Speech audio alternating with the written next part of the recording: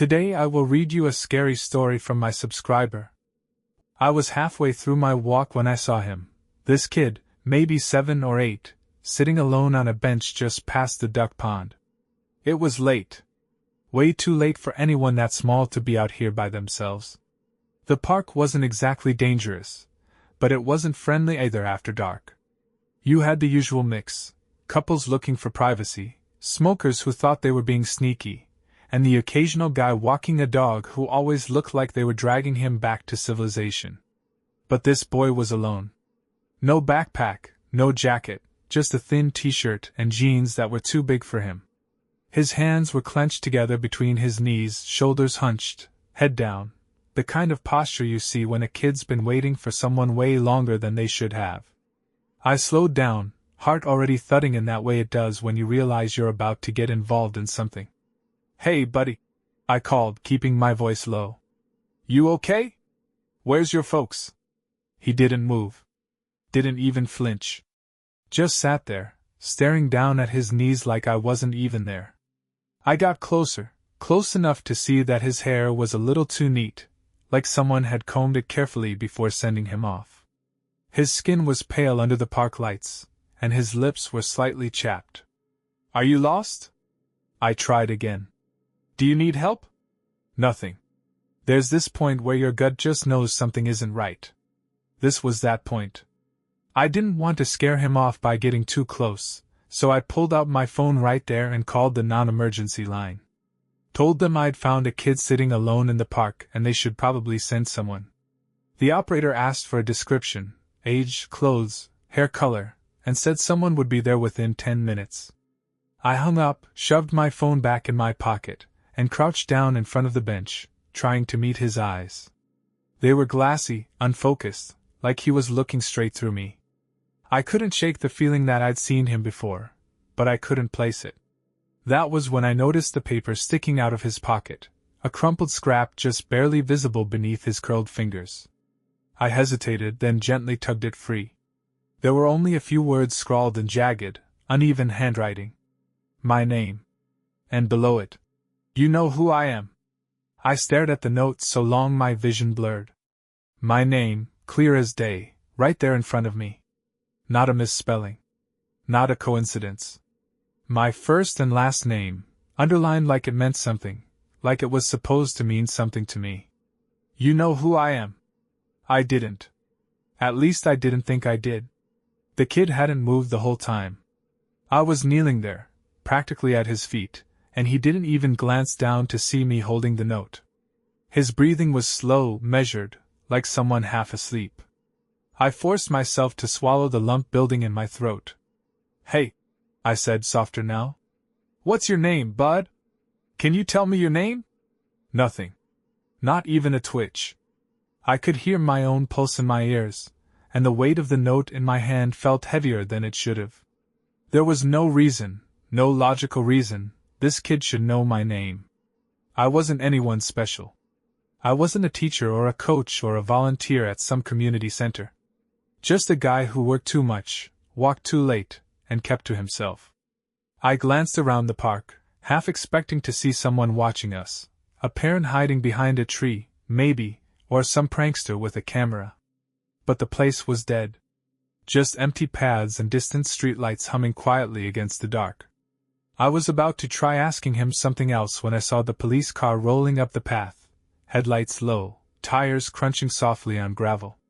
Relief washed over me so fast my legs felt shaky when I stood up. I waved the officer down, already explaining before they'd even fully stepped out of the car. "Found him sitting here," I said. "He won't talk. Doesn't seem hurt or anything, but—" I trailed off, realizing how dumb it sounded the second it left my mouth. The officer gave me a quick once-over, then turned her attention to the boy. She tried the same routine I did, calm voice, gentle questions, all the usual lines meant to coax a scared kid into talking. He didn't react to her either.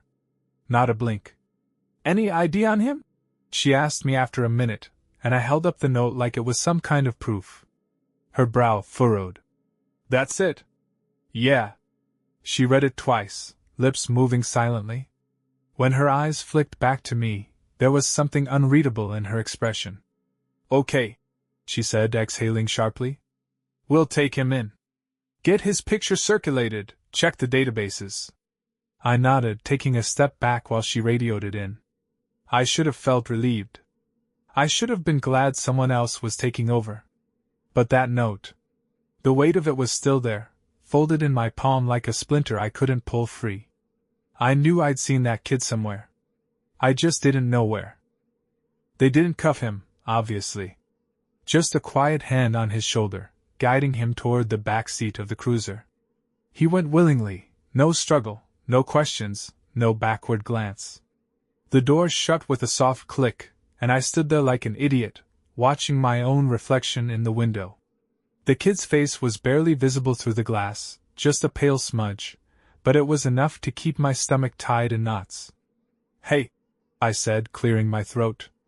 "You'll call if you find anything out, right?" The officer, Andrews, her name tag said, gave me a tight smile. "If we need more information, we'll be in touch." That wasn't exactly comforting. I wanted to ask what happened next, if they were taking him to a hospital or a shelter, if they had some process for kids like this. The silent ones who show up with no story, no context. But before I could get the words out, she was already back in the car, pulling away down the path.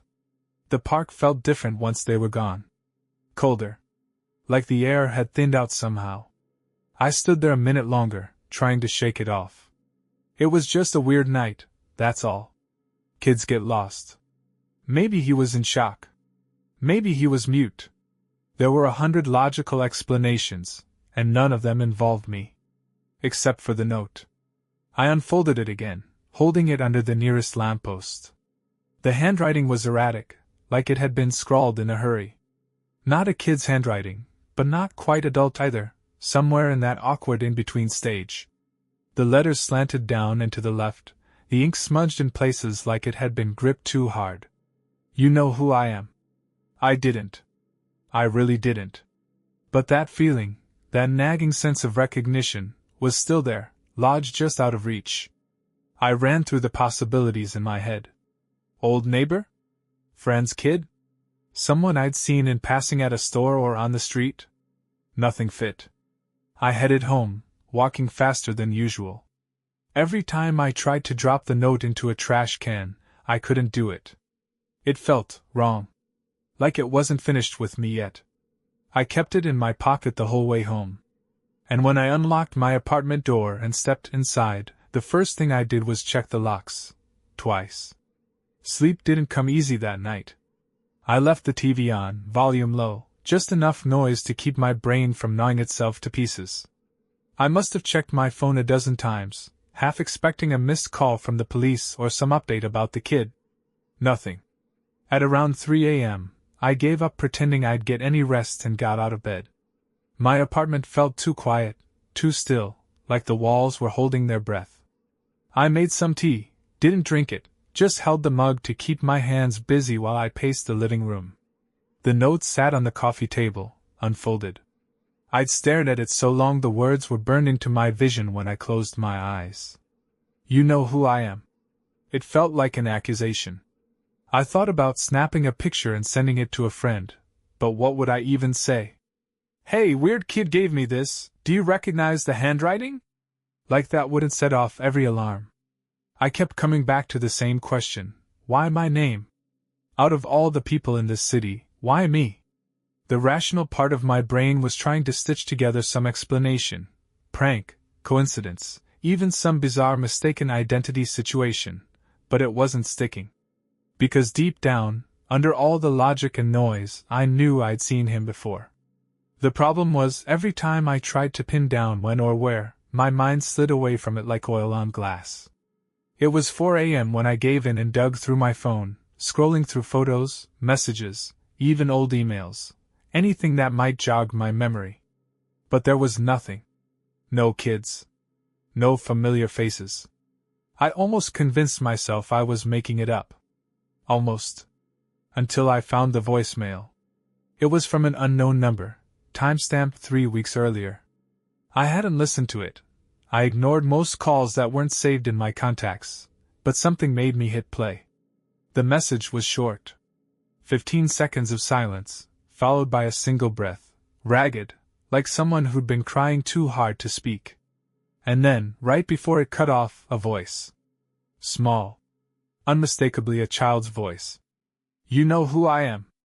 I dropped the phone. I didn't pick the phone up right away. It sat there on the floor, screen still glowing, voicemail still queued up like it was daring me to hit play again. I didn't. My brain was doing that thing where it tries to make something horrifying feel normal. Maybe I misheard it. Maybe it was some spam call, a recording, a prank. That's what I told myself as I stood there, hands on my knees, trying to slow my breathing. But I knew better. It was his voice. The kid from the park. Same flat tone, same empty weight behind the words. It wasn't the kind of voice you forget, too calm, too deliberate. Kids are messy when they talk, even when they're scared. This wasn't messy. It was like he knew exactly what he wanted to say. And who he wanted to say it to. I finally picked the phone up and played it again, because apparently I hate myself. You know who I am. Same exact words from the note. Same words I'd been turning over in my head like a splinter under my skin. I checked the call log, hoping for some kind of clue. The number was just a random string, no name, no location. When I tried calling it back, I got a disconnected tone after one ring. The tea I made was cold by then. I dumped it down the sink and stood at the window, watching the street below. The sky was starting to lighten, that washed-out gray just before dawn. I should have been exhausted, but I wasn't. I felt wired, jittery, like something was circling just outside my line of sight, waiting for me to turn the wrong way. The kid was in custody now, safe, as far as I knew. But I couldn't shake the feeling that somehow, this wasn't over. Because the truth was, I wasn't scared of the kid. I was scared of the part of me that didn't know who he was, even if I couldn't remember it yet. I didn't go into work that day. Called in sick, even though my voice didn't sound right when I said it. I think my boss picked up on it, asked if I was okay, but I brushed it off. Just a stomach thing, I told her. She let it go. I wasn't sick. I just couldn't shake the feeling that if I stepped too far away from this, from figuring out who that kid was and why the hell he knew me, it would slip through my fingers for good. I spent the morning digging. First, I went back through my photos. Every picture on my phone, on my old Facebook account, even some folders from my last laptop I dumped onto a backup drive. Group shots, parties, old coworkers, distant family reunions. I was looking for any trace of him, a face half hidden in the background, a reflection in a window, something. Nothing. Next, I went through my emails, my texts, anywhere a name or a story might jog something loose. I even searched for the phrase, "You know who I am," just in case it had popped up somewhere before.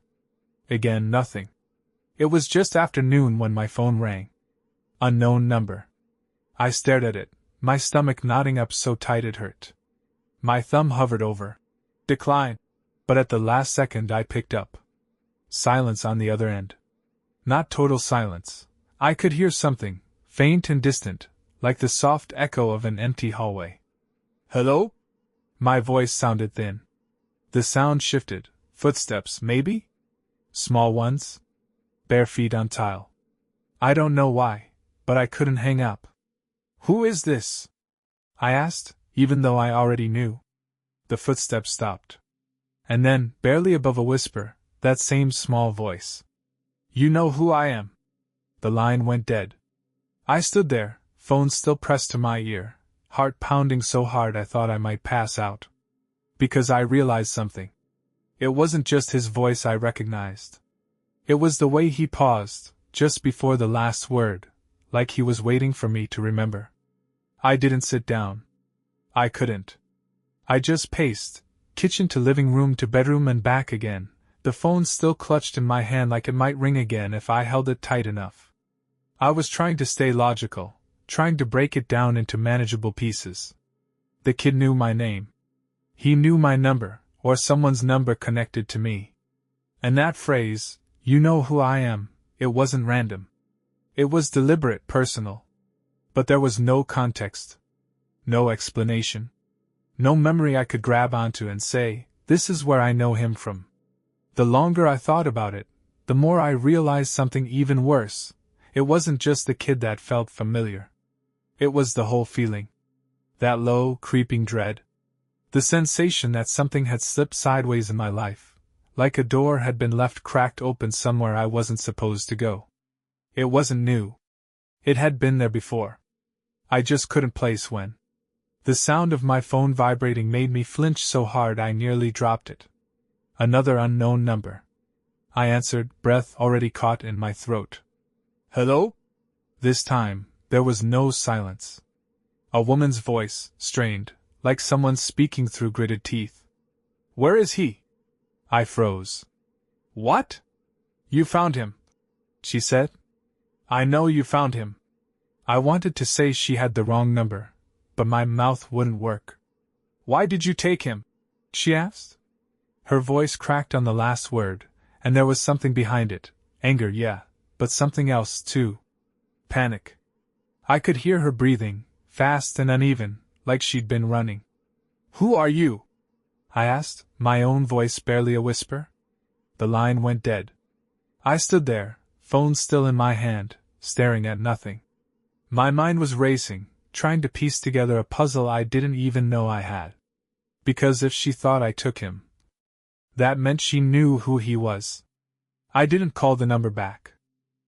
I should have, any normal person would have, but I couldn't shake the feeling that whoever she wasn't calling for help. She was accusing me. And worse, some part of me was terrified she was right. I sat on the couch, fingers laced together, trying to slow my breathing. The silence in my apartment felt heavier now, like the air was pressing in from all sides. I needed answers. I grabbed my phone and searched the news, looking for anything about a missing boy, any case, any report, even an Amber Alert, but there was nothing. Not from my city, not from anywhere nearby. It was like he didn't exist. I was halfway through my second cup of coffee when my phone buzzed again. This time, it wasn't a call. It was a text. Unknown number. Why won't you tell me where he is? I stared at the screen, my pulse hammering in my ears. I didn't reply. Another text came through almost immediately. Unknown number. I know you remember. I didn't. I swear I didn't. But the more I sat there, the more that gnawing itch at the back of my mind grew sharper, like a memory trying to claw its way up through mud. I opened the text thread, scrolling up to see if there were any older messages, something I missed. There was nothing. Except, at the very top of the thread, above her first message, was a date. 6 months ago. A message I never saw. Unknown number, you promised. I felt sick. Not because of the message itself, but because seeing it triggered something, a flicker of memory, quick and slippery, gone before I could grab it. A hand, smaller than mine, gripping my sleeve. A voice, not the woman's. The boy's. Please don't forget me. My stomach turned over, and I bolted for the sink, barely making it in time. Because I was starting to think this wasn't the first time I found him. I stood over the sink, hands braced against the counter, trying to breathe through the tight knot in my chest. My skin felt too tight, my head too light, like I was balanced on the edge of something steep and crumbling. The memory, if that's what it was too faint to hold on to, like trying to catch smoke with bare hands. But the feeling it left behind was heavy and cold, and it didn't let go. I wiped my mouth and stumbled back into the living room. The note, "You know who I am," was still on the coffee table, but now it felt different. It wasn't just a message. It was a reminder. A warning. 6 months ago. That text. You promised. What had I promised? Who had I promised it to? I scrolled back even further in my messages, checking every unknown number, every missed call. There were a few, but nothing stood out. If there had been any conversations, texts or calls, they were gone now. Either deleted or wiped clean. Except, there was one. A single outgoing message from my phone, time-stamped almost exactly 6 months ago. It was sent to a number I didn't recognize. I'll keep him safe. I swear. My chest locked up so hard I had to sit down. The words blurred in front of me, but they didn't disappear. My words. My promise. I tried to remember where I was that day, what could have led me to send something like that, but my mind was a blank wall. No faces, no locations, no context. Just the cold certainty that 6 months ago, I knew this kid. And for some reason, I swore to protect him. And now, I couldn't remember why. Or what happened after. The knock at my door was so sudden, I nearly jumped out of my skin. 3 sharp, deliberate raps. I stood up slowly, every muscle in my body screaming at me to not open it. To just pretend I wasn't home. But I already knew that wasn't an option. Because deep down, I knew who it was. I stood there, staring at the door, my breath caught somewhere between my chest and my throat. 3 knocks. No shouting. No doorbell. Just that quiet, patient knocking, like whoever was on the other side already knew I was there. My feet moved before my brain caught up, and suddenly my hand was on the knob. I didn't want to open it. Every instinct screamed to leave it shut, pretend I wasn't home, maybe crawl out the back window if I had to. But there was no point. Because whoever it was, they knew where to find me. The door creaked open. And there he was. The boy. Same t-shirt, same jeans, same pale face, standing just outside my apartment like I'd invited him. His eyes locked onto mine, that same blank, distant stare, but this close, there was something else in them. Something, expectant. Like he was waiting to see if I'd remember. I couldn't speak. Couldn't even move. My fingers clenched around the doorframe hard enough to hurt. He didn't say anything. Didn't need to. Because now, standing face to face with him in the cold hallway, something cracked open in my head. A door. A memory. It wasn't complete, more like a broken reel of film skipping between scenes. A car. Rain hammering down. Headlights catching the reflection of water pooling on cracked asphalt. And a voice, my own voice, barely audible under the storm. Stay down. Don't move. I'll come back for you. My stomach twisted, and I swallowed hard, trying to keep from throwing up again. I knew that night. I knew that road. And I knew that I never came back. The boy just stood there, silent as ever, but now there was a flicker of something in his expression. Not anger. Not fear. Something colder. Disappointment. Like he'd expected better from me. He didn't step inside. He just stood there, barefoot in the hallway, looking up at me with those 2 blank eyes. For a second, I thought about closing the door. Not slamming it, just quietly pushing it shut and pretending none of this was happening. But I couldn't. Not when the memories were clawing their way back. The car. The rain. His hand in mine. The way his voice trembled when he asked if I was going to die. I told him no. I told him everything was going to be okay. I told him I'd come back for him. It wasn't supposed to be like this. I wasn't supposed to forget. But somewhere between the ambulance ride and the hospital bed, between the painkillers and the insurance calls and the physical therapy appointments, he slipped through the cracks. I thought I was alone in that car. That's what they told me. 1 occupant. Rescued at the scene. They never found him. Or maybe they never looked. I felt my throat tighten, the weight of it pressing down on my chest like something heavy was sitting there. The boy tilted his head slightly, like he was waiting for me to say it, to admit what I'd done, to explain why I left him behind. But I didn't have an explanation. Because the truth was, I didn't forget by accident. I forgot because it was easier. The hallway felt too long, too quiet, the kind of silence that hums in your ears after something important has already passed you by. I could still hear the soft scuff of his bare feet on the worn-down carpet as he walked away, not looking back, not asking for anything. He didn't need to. That single note in his pocket, "You know who I am," was the only explanation I was ever going to get. Or deserve. I leaned in the doorway, forehead pressed against the frame, breath shallow. My body felt heavier than it should, like the weight of all those missing memories had finally come crashing down. I didn't forget him because of the concussion. I didn't forget because of the hospital, or the trauma, or the meds. I forgot because I wanted to. Because that night, in the cold and the rain, with both of us scared and shaking, waiting for help that took too long to come, something in me knew. The paramedics would only take one of us. And I didn't tell them he was there. I left him in the dark, on the side of that road, and I built a whole life on top of it. A life where I could pretend I'd been alone, where I could sleep without hearing his voice, where I could walk through my days without remembering the hand that clutched my sleeve, waiting for a promise that never came true. He wasn't a ghost. He wasn't haunting me.